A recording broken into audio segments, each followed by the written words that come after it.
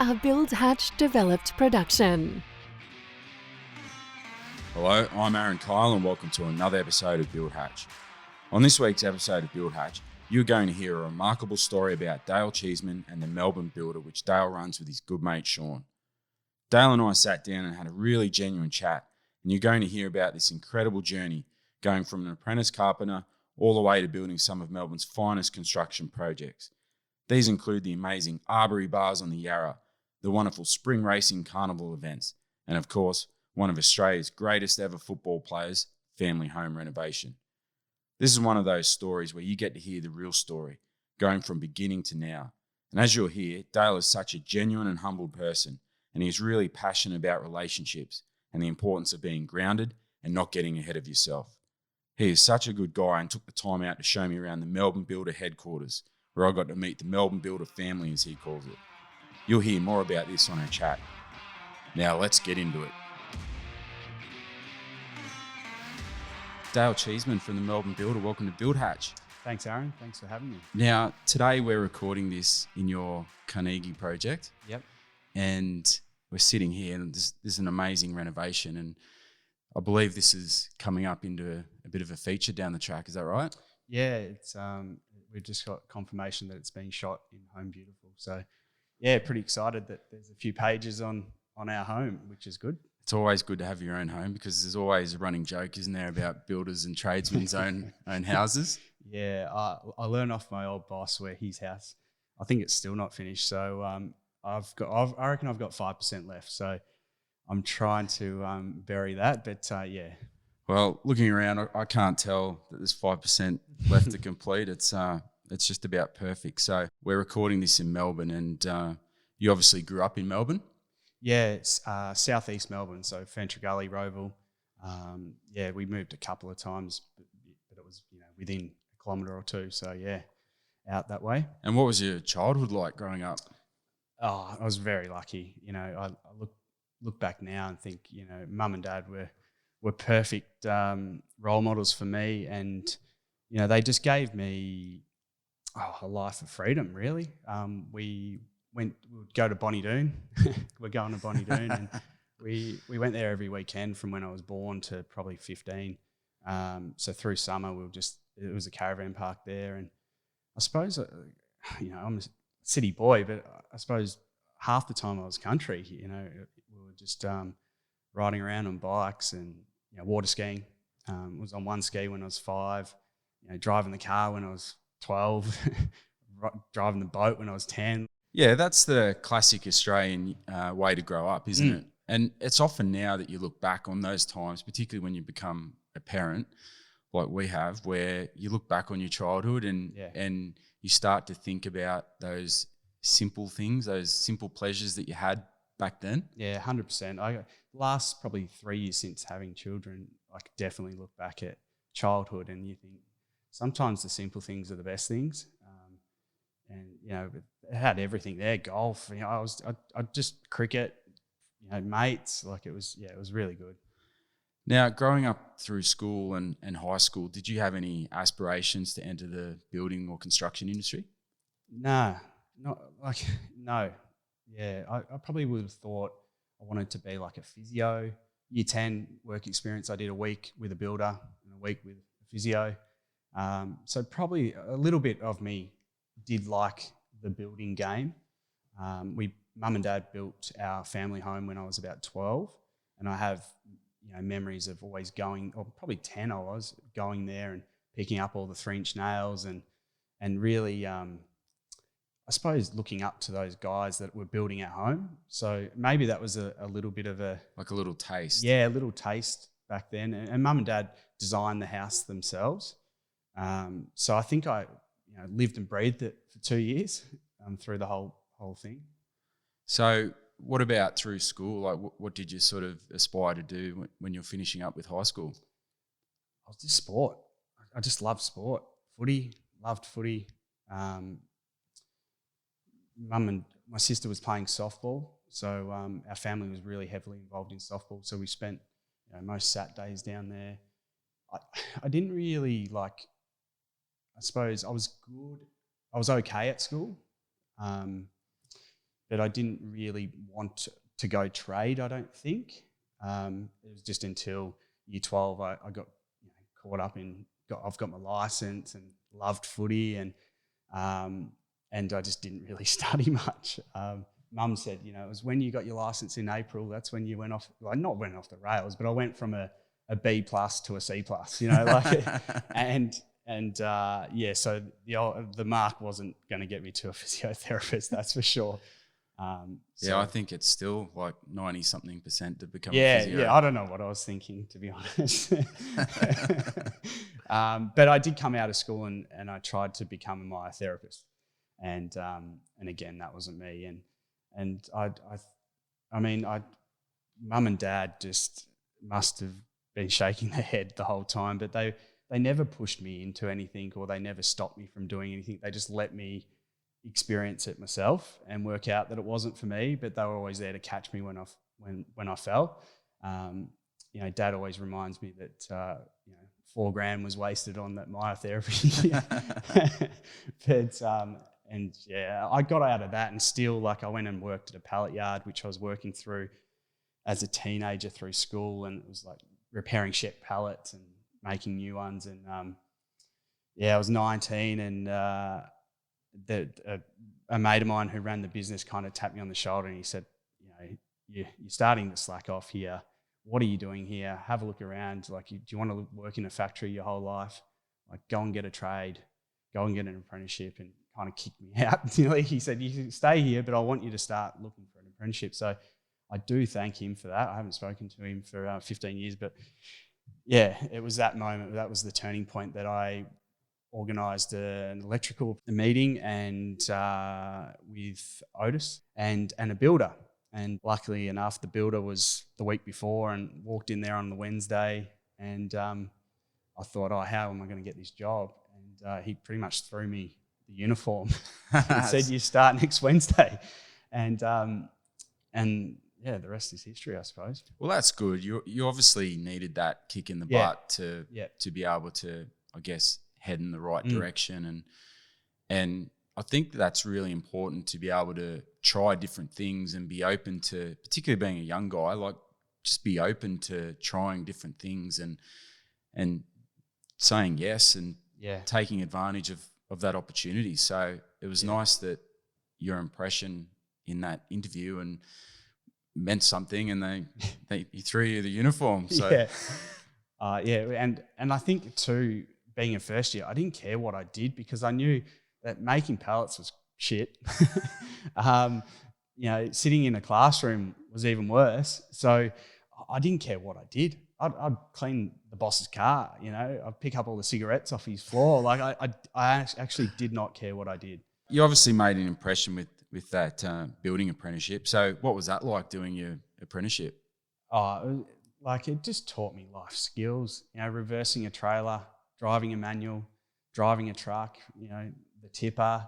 It's true, isn't it? Those little things that just you the little take things for granted. Yeah, it was just the little things. And, that was my boss, Jeff, and I still talk to him every day. I think I was so grateful that he gave me a go. I buy him a Christmas present every year, and I just, he was tough, really tough, on me, which was great.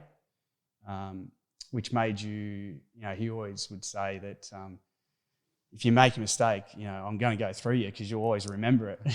And I suppose I'm a little bit different now, doing a full circle, that I'm a little bit of a different manager. I'm a bit more, lenient, I suppose, and I just let the guys go a bit more. But I think too, having that faith and confidence, that comes back to those early beginnings where you mentioned about having a bit of an ass kicking or a hard line approach. If I'm not doing the right thing, tell me so I can do the right thing moving forward. Yeah. So you probably have that same approach with your people as well. Yeah, just definitely. Expect the right thing. Yeah, I just expect them to do the right thing by the business. And if you're not doing the right thing, then you're not the right fit. Your company's called the Melbourne Builder, so where does that come into the mix?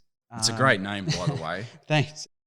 So 2009, I finished my carpentry apprenticeship, and Jeff pretty much said, time to move on. Like, not that I was... Not in a bad way. Not in a bad way, but I think he knew that I needed to experience it myself. And, you know, the mistakes cost you rather than just a slap on the ass. I met Sean, I went to school with, and he finished his apprenticeship at the same time. He was more in Simmons Homes, Metricon, lock-up fixes, and I had never really experienced that. I was I suppose I had the network, and I was getting your decks and your pergolas thrown at me, and he just had abundance of work. Yeah, he's a very good carpenter, so that's a really good mix. So it was a great mix. Reading between the lines, he's the more on the tools, practical guy. Yeah.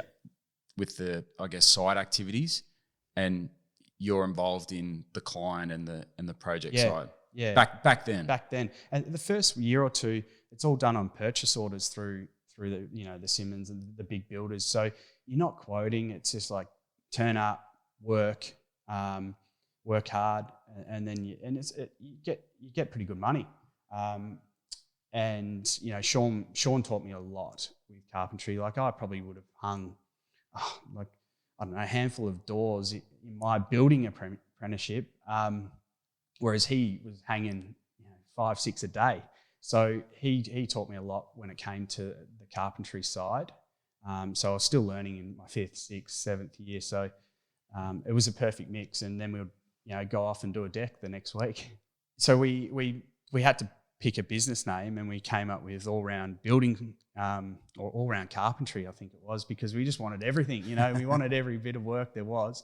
Then it changed into All Round Building when we kind of went into renovations a bit more, and then it would have been around 2014 when I got my builder's license, around that time where I think Instagram was becoming a thing.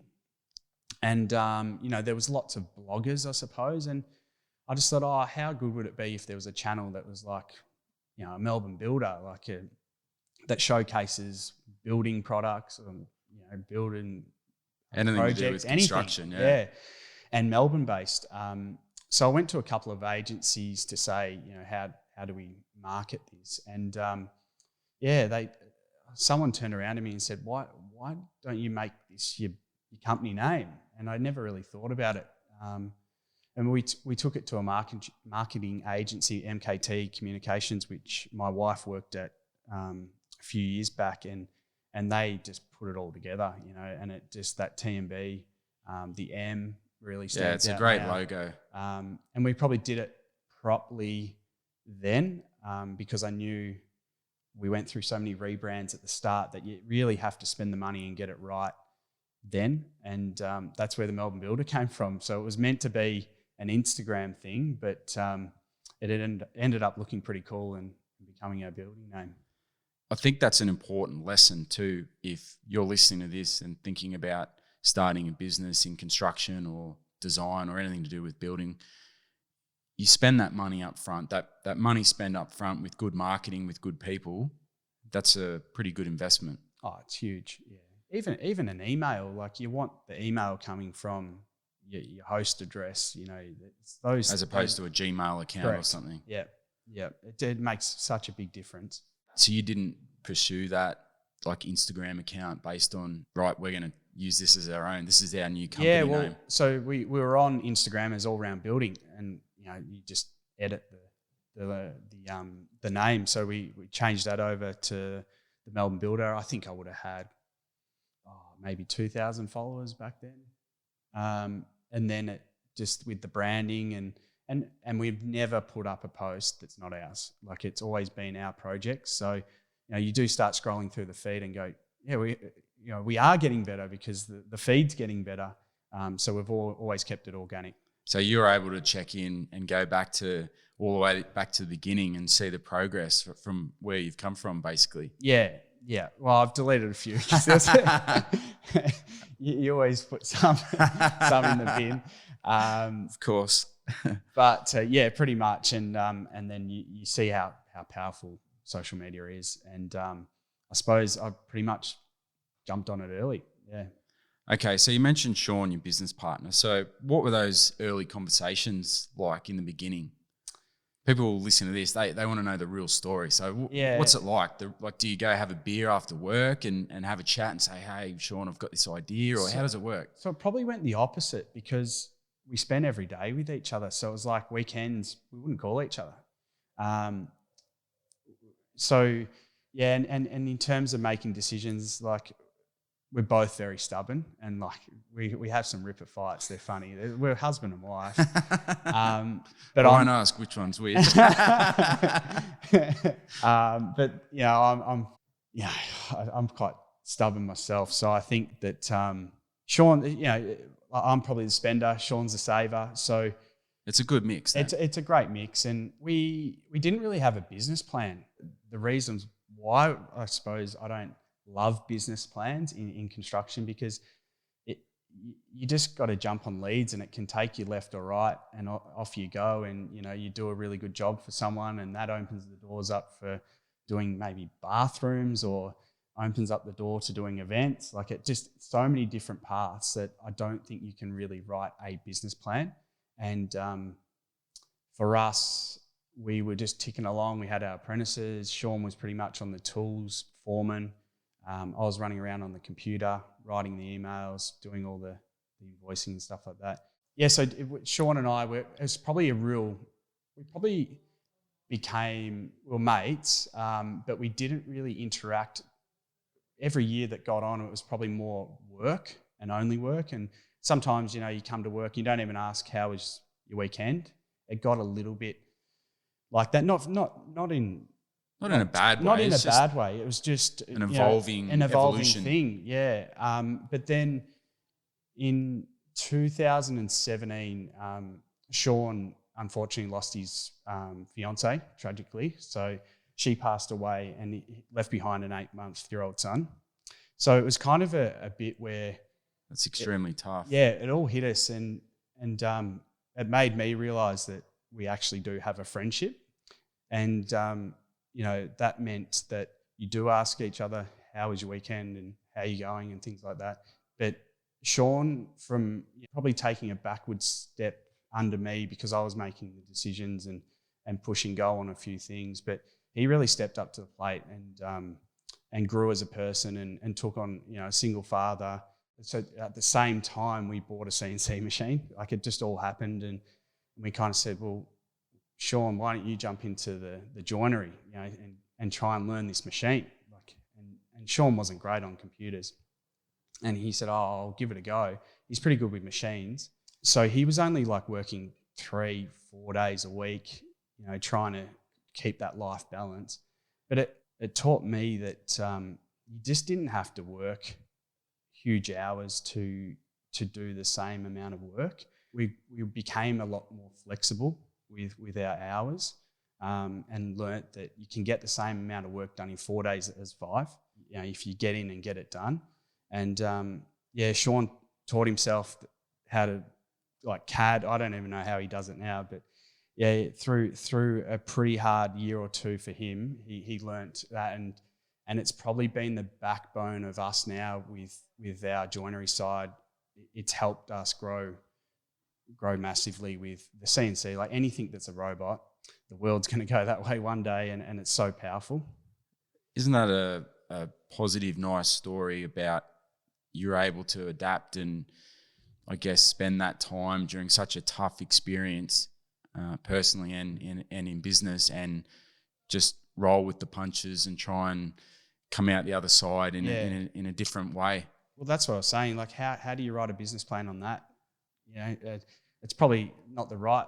People listening are probably thinking, you got to have a plan. But I suppose we just made sure that we were doing the right things and it's back to basics. Yeah, back to basics. And the biggest one for me is Sean and I, for probably 7 or 8 years, the one thing Jeff taught me is don't pay yourself too much. And rich dad, poor dad. The more money you get, the more money you spend. So we were only paying ourselves, I think, $800 a week, every week for 7 years. And 2 people salary sacrificing meant that we could grow a lot faster. And that's the good foundation for us is we've got capital in terms of we can pay people on time. We can take on bigger projects knowing that we've got the cash flow. But that was all built back when we were two chippies, putting a few dollars away. I love that because it's always been a pet hate of mine, and I've mentioned this on several episodes, when you see builders who are starting out and they have the best tools and the best utes and the best trucks and tippers, even excavators, you see some of them floating around with those and you think, where's all this money come from? And yeah, you really do need to put that money away for a rainy day, as they say, to be able to expand and grow your business and put that money into investing on whether it's a new machine or people or systems. It's living between your means. You know, if I knew I only had $800, well, I was drinking pots of beer rather than spirits. Like it was just I never got ahead of ourselves, and that's my biggest one. Never get ahead of yourself, because as soon as you do, that's when it all comes crashing down. So yeah, we're not ahead of ourselves now. Even like we're very grateful and humble. Just being down to earth and having gratitude. Yeah. You mentioned earlier about you invested some money into proper branding and proper marketing and not getting too far ahead of yourself, so putting some money away. What did you do then? Once you had your brand, did you go looking for sort of architectural work, and were you tendering? How did you take that step to go, I guess, from carpentry, joinery to a building business? I suppose that is one time I got ahead of myself, because I reckon I thought we don't tender. You know, that was my thing. We're too good for tendering. We're too good for tendering. And I look back now, I think, you idiot. Yeah, everyone goes through that. But then I realised that tendering is actually the best thing, because it makes you realise where you're at with price. If you get the feedback from the architect, it's legitimate clients, because there was that many times where, we're not tendering, you're the only builders, but it never goes ahead. So what did you do? Like, did you go door knock on architects' offices or reach out to them? How did you do that? I didn't really need to go door knocking. I had a pretty good network through just everything, life. You know, it was my sporting clubs. It was my friendship groups. It was my wife Gemma. She works in PR, so she had she was working on a few. We would be going to events and launches and things like that. So it was more. And it wasn't about me being a salesperson. It was just me being me. It was just you being genuine. And a lot of people think, like, networking events, well, networking can just be representing yourself. And if you're having a day at the races, or you're at a wedding, or any other function, even a parent-teacher interview or something, it's, I know Dale, he's a builder. You should. My sister's looking for a good builder, or just something as little as that. Yeah. And it's not like, I never see it as networking. It's just me. I just love to have a chat and learn about the people's story. Like not as in a deep story, but just what do you do? What do you know? Like, I just love that kind of, that was just me being with Dad growing up, that I was always around, in his mate's garage while they had a beer, or, I was going to work with him or something like that. It was just always, you just talk to people, and socialize. And I think that's having kids now is that's for me a bit of the key, is just watching older people socialize and being able to socialize. And in the right way, just good old fashioned relationships. Yeah. So I just pretty much got, I'd get a phone call from a mate saying, my sister-in-law, they're looking at renovating, and, they're way over budget. Can you help them out? So there was times where it was just being transparent and working out what's your budget, because there's no point trying to build something that they can't afford. And the biggest thing too, I realise, is they're investing so much money. Like, it's not going to the shop and buying a can of Coke. Like, it is taking... It could be the greatest investment and emotional investment of their whole lives. And some people are taking mortgages. Some people loaning money, or it's their hard-earned cash.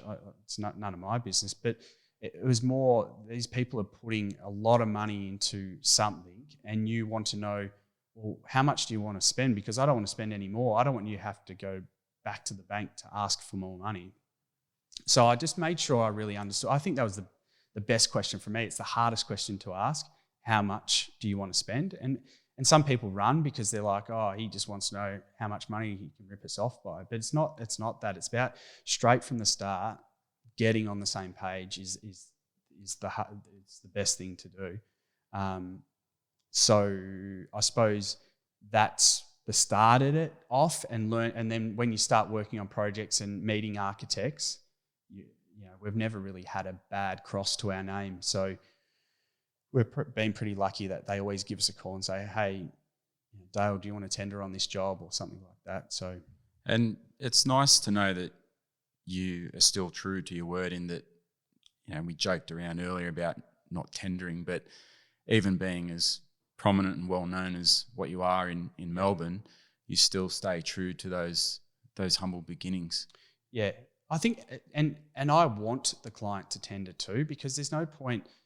They'll always be thinking, if I'm the only person that quotes or prices it, they'll always be thinking, was there a cheaper person? Was there a dearer? Like, they're better off tendering. The only thing that I make sure is they're not coming in. The clients aren't coming to a tender, you know, with his, you know, best mate that's a builder. He's tendering on it, and they're getting another 2 tenders. That probably rules me out, because there's a lot of favoritism. But if it's or if they're just price checking, wasting everyone's time. Yeah. So we charge for our tender to tender now, anywhere from $1,000 to $1,500.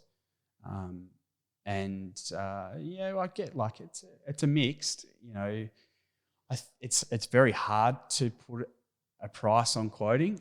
It's a hard slog to sell, as they say, and a lot of the builders that I'm working with as well, when you're working in that space that you're in, so it's very easy for people to say, oh, well, you know, how can I charge for that? Or the problem is, when you're tendering, it's horses for courses, right? And it depends on what market you're working in. So if you're a chippy on the tools and someone's saying, look, can you come over and quote my bathroom or deck, maybe commanding a fee for that might not be realistic. That's an hour or two. Yeah. You know what I mean? This is a week or two. And that's what I was saying. So whereas you're spending upwards of 1 to 2 weeks of multiple parties involved, sitting in the office quoting that up. So that's time that comes straight out of your bank account. Yeah. And I think it shows you're serious too. And I think when you lose a couple, it really hurts, and you think, I just wasted all that time. But I find that the throwing the fee out, like, even if it was $2, it just gets a little bit of a commitment from the clients that they're actually going into this tender for real. Like, it's a small transaction to show both parties are serious about this. And half the time I forget to invoice them. It's just literally a test. Or some guys I work with, you take that off the completed tender. Oh, tender price. We definitely do that. Yeah, you get the money back. But also how I sell it is we're an open book quote. They see everything. Clients see what we see. So it's transparent, straight up. So I always say to them, even if you choose someone else, you're going to save more than the money you're paying me, because you're going to have so much information in front of you that you will be able to cost cut. So it's kind of an investment for them to pay that money with us the way we quote. So, but yeah, it's definitely helped us with our strike rate, because you're not getting the ones that are just price checking. So our strike rate's gone up with tendering, and we're probably tendering less. So I don't know if that's a good or bad thing, but we're not out there to do 20 renos a year. We're only trying to 3, 4. We're not trying to grow too big. Now, you're well known around Melbourne for having completed the house of Chris and Rebecca Judd. Now, for those that are listening and wondering who they are, they're kind of Australia's David and Victoria Beckham, really? Would you say that? Yeah, I don't. Like, I mean, I worked with them for a year, so I just seen them as normal people. Of course. But for the people outside looking in, these guys are like Australia's equivalent of David and Victoria Beckham. Juddy could kick a footy. pretty Juddy much. he's a great footballer. So Brownlow medalist, one of the best. Now, so how did that job come about? I think on the grapevine I heard that they bought a house in Brighton and they were looking to renovate. And someone said to me, "Oh, do you want me to give Beck your number?" And I said, "Oh no, like I don't want to be. I just if they want us, they can come to us. If they otherwise it's just again price checking." But I think we completed the Lexus Marquee. I think it was 2018, and then Beck hit me up with an email saying, "Hey, would love you to tender." So yeah, we tendered. Now, it's an incredible project. So were you involved in the beginning with the architect? No. So we just got given the plans and said, "This is price it." And I remember Beck giving me a call and we had a chat through things, and I remember thinking, "Oh, I've got the job," but then I actually had something. I don't know what happened there, but and then Beck rang me and said, "Would love to work with you, but however, as always, we need to shave some money somewhere. So let's sit down and look at cost cutting," and we did that, and off we went. So what was that process like with building the house? I mean, you're a very grounded person, so I'd imagine people are like, "Oh, Dale, I can't believe you're building the Judd's house," but I bet behind the scenes you were like, it's like a normal project for us. I think I was lucky enough, like I said before, is going to all these events with Gemma and in all the marquees and things like that, the first time you walk into a room with someone that's famous, you get a bit of you're like, "Oh, look who's over there." But, by the third or fourth time, they're just another person. So I think I was lucky enough to experience that stuff whilst I was dating Gem. So, like the first time I met Beck was at a house. It was on day one of handing over the keys and things like that. So, I was pretty grounded, I suppose. What was the biggest kick out of carrying out that job for such a high profile client and in such a great suburb and location and finishing it? I mean, it was all over Australia, so clearly finished to an incredible standard of finish.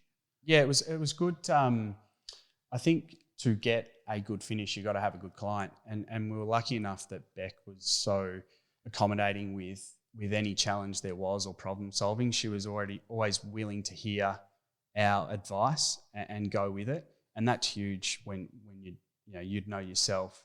Every room was different. Like every room had a different piece of marble, and I suppose that's probably where our events background came into play a little bit, because the events was always pushing the boundaries with design and how can you curve that anymore, or so it was like every room was a different marquee in Beck's house and Chris's. So but we just tried to get in and get it.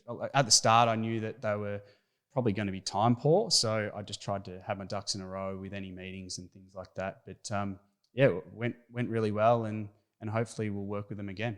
What was your favourite aspect of their home? Oh, I love the pool area. Yeah, it's pretty cool, isn't it? Cool. I want a pool. I think everyone wants a pool like that. It was, as I said, it was all over the news, and it's an incredible build. Yeah, we were very lucky, and now look back thinking I'm glad that we tendered, and I'm glad that they chose us. So it was all really good. Now, you mentioned the event space. So you have a very unique business in construction land where you're actually building in the event space. So we mentioned earlier about the Arbory. It's one of Melbourne's best bars, and it's on the Yarra River there, and there's pontoons, and it's a cool space. So how did you get involved in events? My last year of my apprenticeship, I was pretty much, Jeff had a panel saw, so we were building kitchens and things. So I had a little bit of a joinery background. So we actually, the first Arbory came around, we built it, and then they said to us, "Hey, can you store it?" And we said, "Well, we don't have a factory." So they said, "Look, we're happy to pay," I think it was a quarter of the rent or a 3rd. So we actually went and got a headquarters in Oakley, and we bought our panel saw and off we started. With an edge bander that we bought off Gumtree, and that kind of helped us be able to do events because you needed the panel saw, you needed the edge bander and things like that. So the first Arbory, we got a phone call saying, we need your help. We're trying to build on the Arrow. And I'm thinking, what's going on here?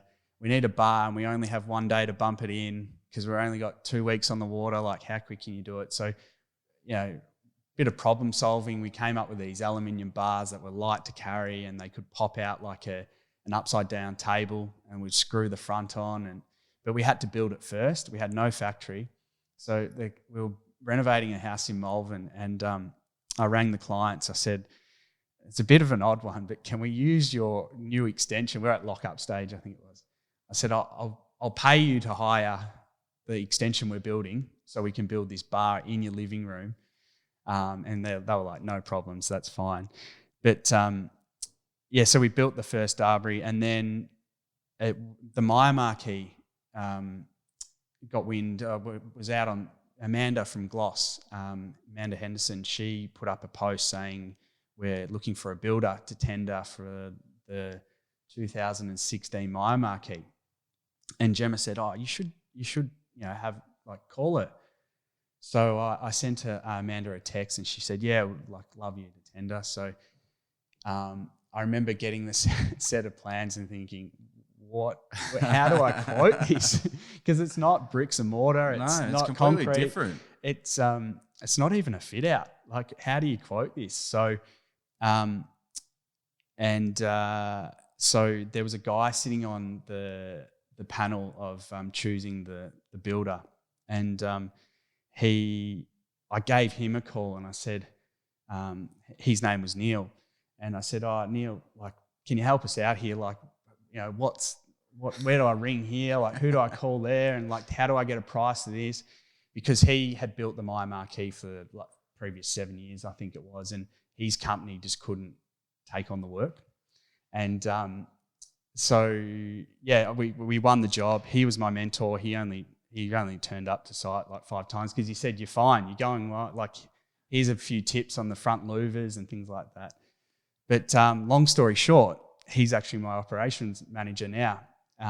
It's come a full 360, and he's been with us now for 3 years, and I think it's 3 years, and he's just been massive for Sean and I, and he's really taken our business to another level. He's so organised. We bounce off each other. He teaches me some things. I teach him how to use Microsoft Excel, and I think we really bond well with each other, and it's just a good mix. It's a great mix, and it took a lot of heat off me because it was my phone was going, my emails are going. I never got time to steer the car, and I knew where that car had to go, but it's trying to jump in the driver's seat by so many distractions. So he's taken, the organisation, the boys, the phone calls, and he comes from a joinery kind of custom fit out background, but he's picked up the construction industry pretty quick. And that comes back to what we were talking about with the theme of this podcast and our chat today, is those early relationships. You never know when just reaching out to him saying, hey, can you help me with this? I need your advice. And then fast forward several years later, now he's working for you in-house, and he's making such a huge contribution to your culture and your company's team. I remember the first time I met him, I thought, he'd be great to have a beer with. He slotted in, perfectly. And that's the great thing about Melbourne Builder. There isn't one person. It isn't just me. It's a family. It's a family, and we work. The business is always bigger than the individual, and it's probably my sporting background, playing footy for the last 20 years. That it's a team environment, and one mistake, it's everyone's mistake, and it's we all kind of push forward. And I can tell from us getting to know each other that from humble beginnings, you mentioned going to Bonnie Doon as a family and doing the simple things. You've worked your way through. You've had family personal challenges within the company, and that's just created a stronger DNA moving forward. Now you're building in the event space in Melbourne, and all sorts of architectural projects and other projects. So it's nice to be able to see the story. Yeah, I think everything that goes on in life always matters. And for me, that's what's happened. It's just every little thing kind of comes to being, it's our DNA, I suppose, and it helps run a business.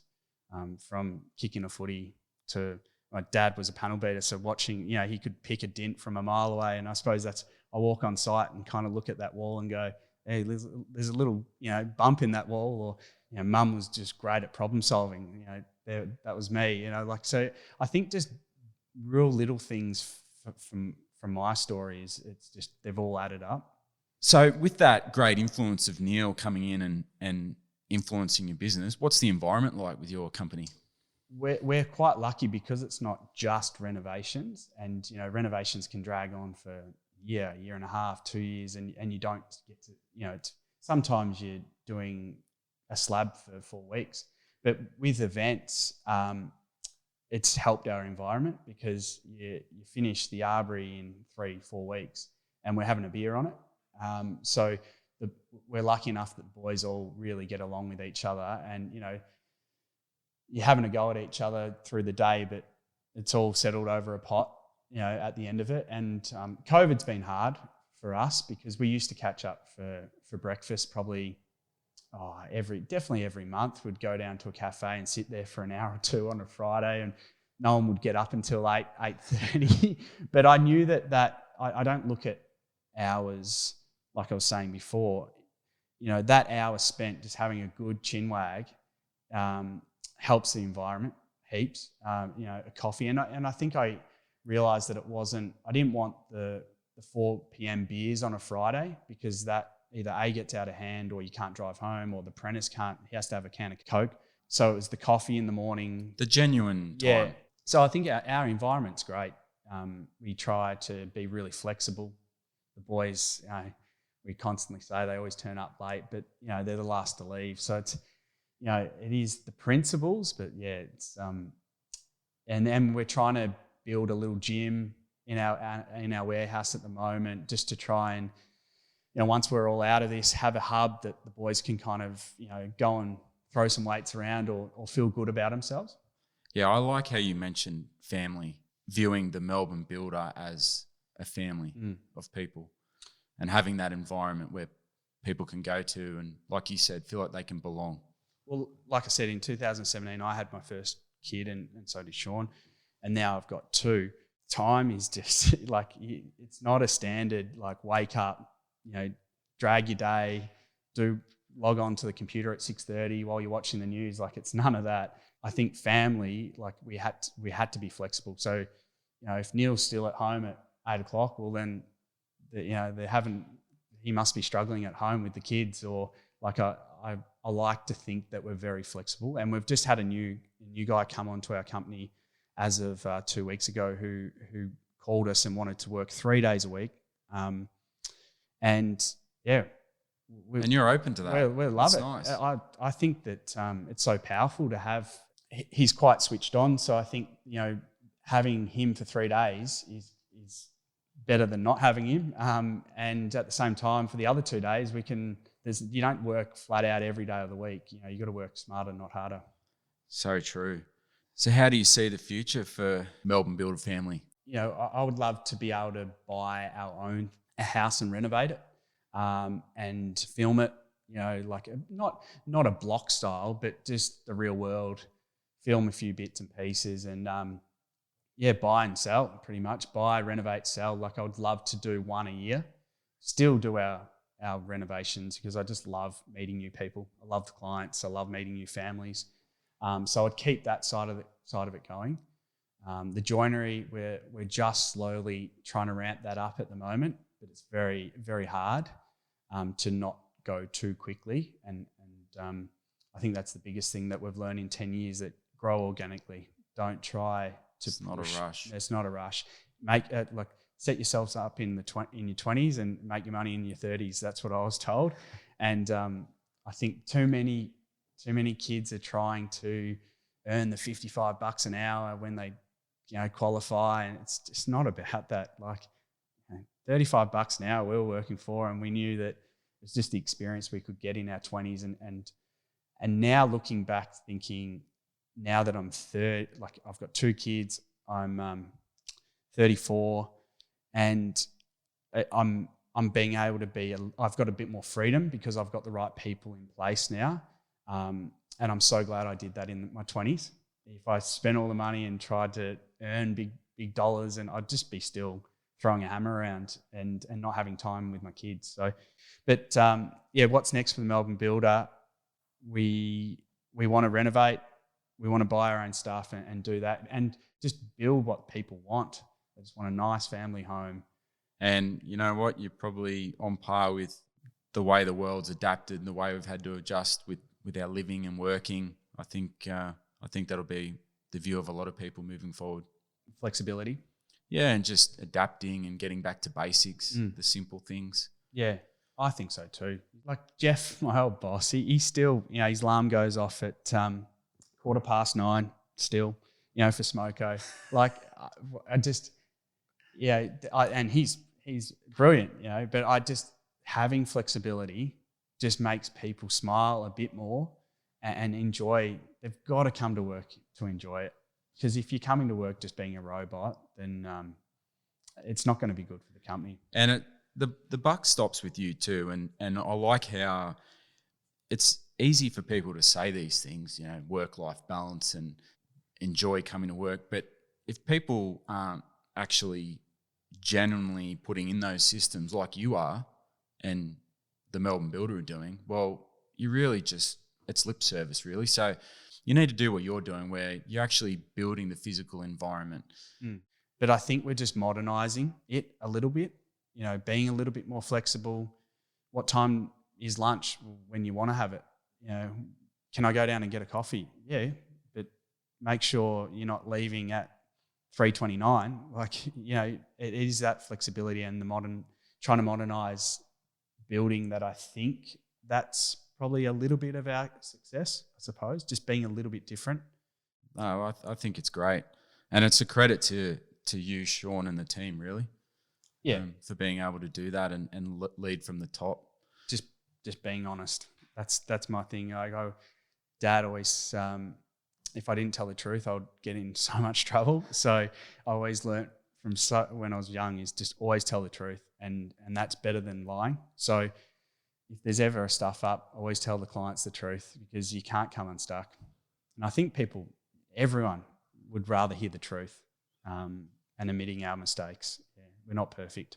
I always tell my kids, never lie, always tell the truth, and you'll never get into trouble if you just tell me the truth. I can sort anything out, but you just tell me the truth. It's such a valuable, I'm like that movie, is it Lie, Lie? Like I can't lie. I think that's the best thing about running any business is transparency is what makes the word of mouth, getting more jobs. Like it's just being upfront, honest. We're going to make money because we're a business. We've got to make a profit margin. I'll show you that. There's nothing that's hidden. It's been really nice to hear your true story and it's one filled with a lot of genuine values, and it's a real credit to you and Sean.